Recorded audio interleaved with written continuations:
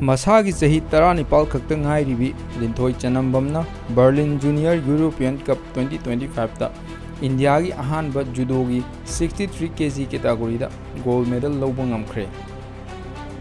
Final da mahakna magi Poland gi maming leirab opponent Zuzana Banaszewska bu maithiba piduna medal asibu lawba ngamkhibani.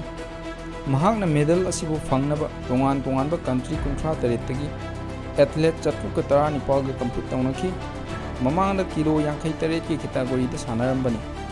Linthoi Chanambam Mayang Imphal Thana Maning Lekai Imphal West da pokchaba ningolni Mayai Lambi Sports Academy da judo gi masana asibu sanaba horkibani. Mahakna ngasi represent tawriba IIS Inspired Institute of Sports da 2017 dagi yauduna Georgian coach Mamuka Kijilas Biligi Makada training tawakibani. Mahaki medal asina Manipur gi masak fazatokhan bakakta natana India bu masak takpada mating pangli.